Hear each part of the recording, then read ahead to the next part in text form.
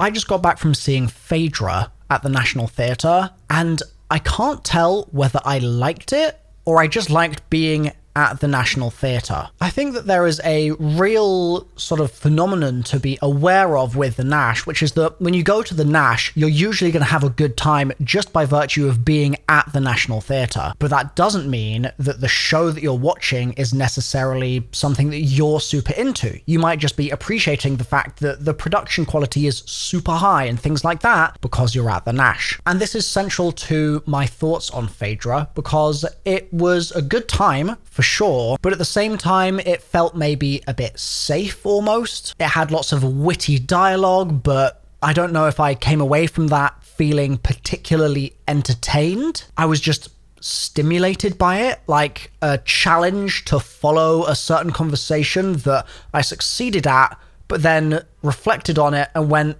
why did I bother? Before we go any further, let's give you a little bit of detail here. The writer and director of the show is Simon Stone, who's very well known for his work with Yerma at the Young Vic. I am a relatively new theatre fan, so I didn't even know Yerma existed before seeing PHAEDRA. I hear that that's a real loss for me because everyone seemed to really love it, but now he's back with PHAEDRA, which is a reimagination of Seneca's classic tragedy, and it's been very much modernized for the 21st century. You have this central matriarchal figure called Helen, and the story is all about her family and Sofiane, who is the Moroccan child of a man that Helen was in a sort of relationshipy thing with several years ago. Helen is played by Janet McTeer, and she actually got an Olivier nomination for her performance in PHAEDRA in this role, and she does it very well. She's extremely powerful in her portrayal of all the different dimensions of a woman who is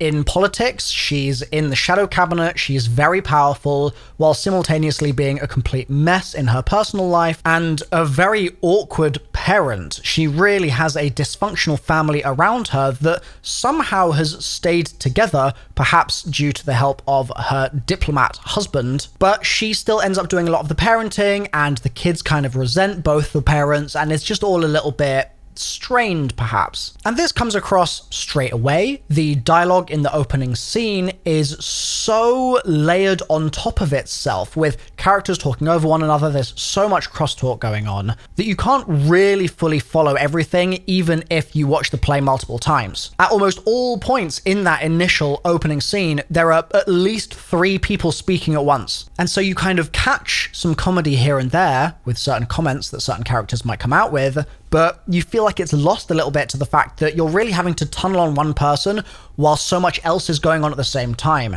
And I kind of liked it. I liked the intellectual challenge almost, the way that I had to divert all of my focus to all of the conversations at once, trying to multitask in my seat while I watched the play begin. And it sort of felt good. And I liked the pace. The pace of it was really fantastic, keeping me on my toes as I began to get to know all of these characters. But about halfway through Act 1, I sort of reflected on what was going on and thought to myself, okay, well, I get this family, like I get what's being portrayed here, but why? Like, why does it need to be this way? The character Sofiane, played by Assaad Bouab, basically barrel rolls his way into the family's status quo and tears it to pieces quite early on in the play, and it just all gets even messier from there, really. But he comes out with a bunch of these very philosophical platitudes early on in his introduction, to the point that it's actually commented on by another character that's in the scene, Declan, a 15-year-old boy. And it's like, okay, that's cool, we're a little self-aware here,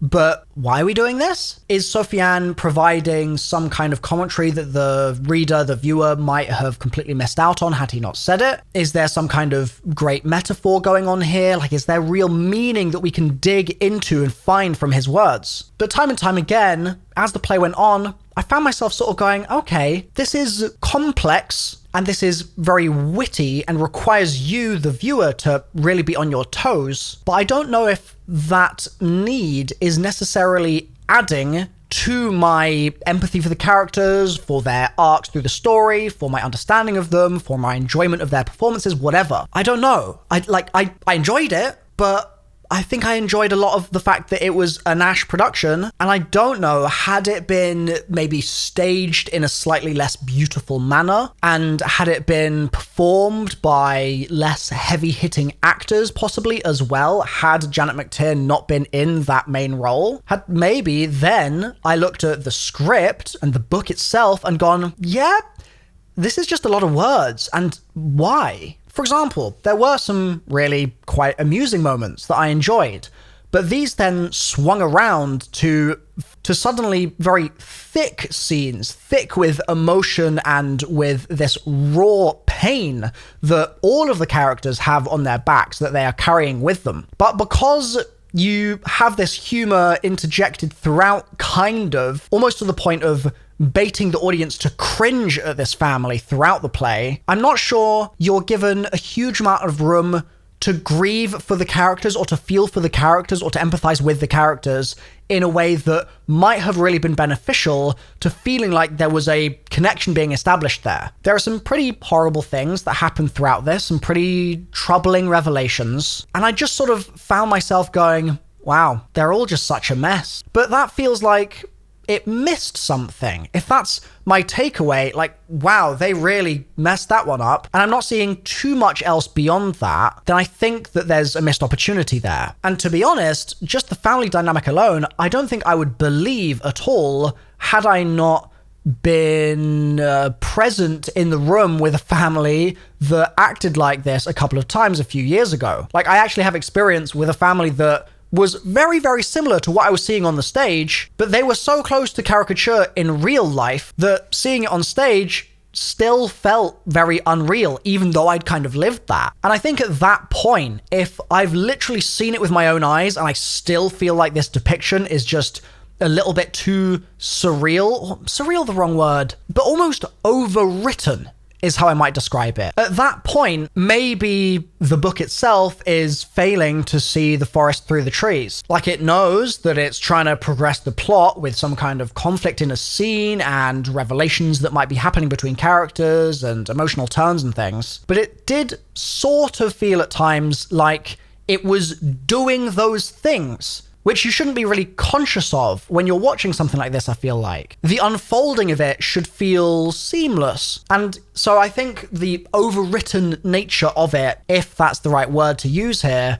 definitely stood out to me throughout the entire play, and meant that I came away at the very end of it thinking, well, that was a whole lot of work, and it was great, and I really did have a good time, but I don't know if this is something that I would necessarily recommend to anyone. And I don't think I'm going to look back on this and go, yeah, that really gave me an insight, or that really gifted me with some kind of new experience or something. It just engrossed me. But that's sort of all it did. And on the one hand, I'm totally okay with that, because I did have a really good time. I just feel like there is something missing here that I'm struggling, admittedly, to put my finger on exactly, that I would have liked to be present. As I was coming out, there were some women behind me that were sort of saying, yeah, it's very heteronormative as well, and they could tell that it was directed by a man and things like that. And I think that there's room for there to be some valid critique there too. Like, the women in the show are all a complete mess that only care about sleeping with this guy no matter what his past or future might be. But also, there's not necessarily contrast with the men in the show being these strong and noble kind of creatures here that really have things together.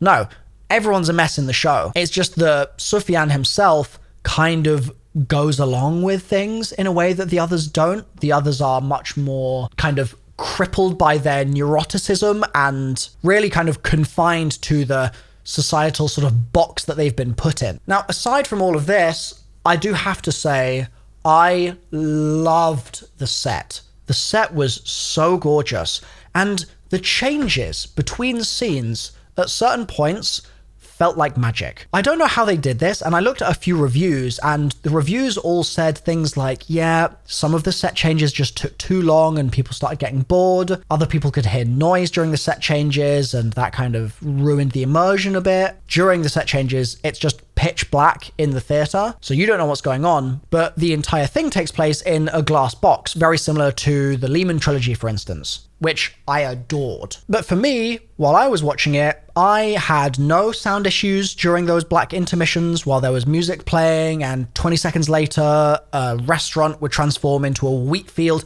No issues whatsoever. It was seamless, it was impossibly quick in my opinion, and I have zero issues with the way that that was all executed. Chloe Lamford was the set designer. Chloe, hats off to you. You've executed one of my favorite parts of the show. So overall, I'd say PHAEDRA is not perfect, and I'm not sure you're going to get a particularly cohesive, warm, fuzzy feeling of a new theatre experience once you come out the end of it. But if you look at the building blocks, if you look at those overwritten kind of facets that all come together to make the story, you can look at each one of them and in isolation go, yeah, I mean, that's done really damn well. I'm just not sure that in combination, they paint the complete picture that I was hoping it would. PHAEDRA gets probably 3 stars from me.